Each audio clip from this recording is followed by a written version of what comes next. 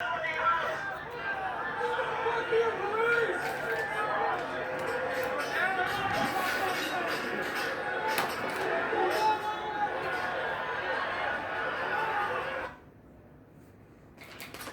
Jeremy Diamond is over at the White House for us. CNN's Shimon Prokopez is tracking the security setup across Washington right now. Shimon, how prepared do city officials feel they are right now going into this historic week? Well, certainly, they do feel very prepared, and we're going to see even more preparation and even more traffic restrictions and pedestrian restrictions starting tomorrow. The National Guard really occupying all of Washington, D.C. at this point. At every intersection, you see guards like the ones you see behind me here, preventing vehicles from entering certain locations. Tomorrow, they're going to start restricting even more vehicles as they build out the perimeter, the security zone, even more, Wolf. You know, tell us where you are. You're not exactly on Capitol Hill. You're closer to the White House, right? Yeah, that's right, Wolf. We're about 2 miles away from Capitol Hill. We wanted to give you a different perspective because, as we know, Capitol Hill is entirely closed off. All the streets are closed off. There's fencing everywhere. But even as you go further out into some of the district, the security is very obvious. There are national troops all across Washington, D.C. at every intersection with military vehicles like the one behind me, blocking roads, some of them blocking the pedestrian ways. This is all obviously in concern. Their whole point right now is to keep a lot of vehicles out of Washington, D.C. And for the most part, Wolf, it has been a relatively quiet night. There aren't a lot of people on the street. There aren't a lot of cars on the road, even less today than I've seen in the last few days. Yeah, the Mayor Bowser is telling everyone just stay away from any of those areas, but telling people from outside of Washington don't even think about coming to D.C. anytime this week. Jeremy, President Trump has, 3 days left in the White House right now. And Wednesday, I take it Wednesday morning, he's going to fly down to Florida, not attend the inauguration. How is he spending his final hours?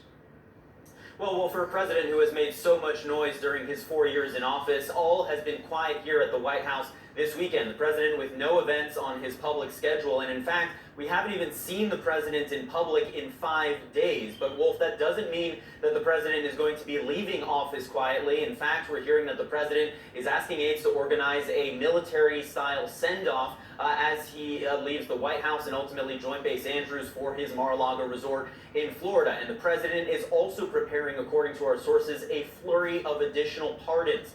We are hearing, Wolf, that while the president has already issued several dozen controversial pardons in the last few weeks, the president is expected to issue more pardons before he leaves office in just a few days. And of course, there are a number of questions around what types of pardons the president will issue, whether he will pardon himself. And there is also, of course, that question of whether or not he will pardon those rioters who stormed Capitol Hill just a week and a half ago. But Wolf, Lindsey Graham, one of the president's top allies, the U.S. Senator from South Carolina, he was on another show this morning making clear that while there are people urging the president to pardon those rioters, he says that the president should not.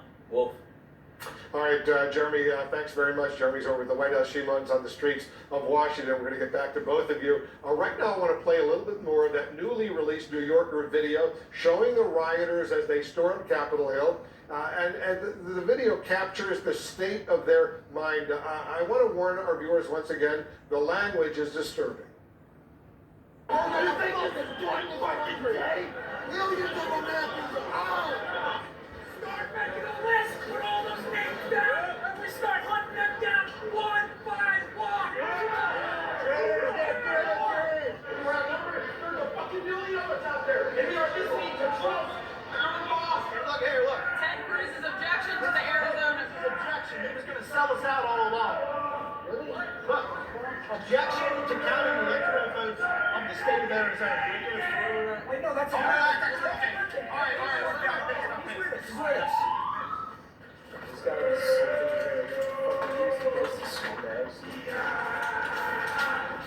we're not gonna fall, man. America's Republic. Oh no, this is good stuff. This is great. Moving wall or whatever. I think Chris won. honest with you. So Yeah, absolutely. I think we're good. Republican Congresswoman Nancy Mace is joining us right now. She represents her district in South Carolina. Congresswoman, thanks so much for joining us. Let me get your reaction to this shocking video that we just showed, and there's so much more that we haven't yet showed, but we will. What's your reaction? Well, my reaction is the more we learn, the worse it gets. Quite frankly, our lives were put at risk because the American people, millions of American people, were lied to about the election. Congress had no business authority or power to overturn the results of the Electoral College, and neither did the Vice President. And the President of the United States set the date, the time, the location of this event that happened on Capitol Hill, and the rhetoric leading up to it is why all of this happened. And as you know, as I've talked about with the press in the last week or so, but my kids were supposed to be with me because they're in virtual school that week, and I sent them home early because I was worried that the rhetoric would lead to violence. And my worst fears as a mom came true, and thank God my kids were not with me. I would have been devastated.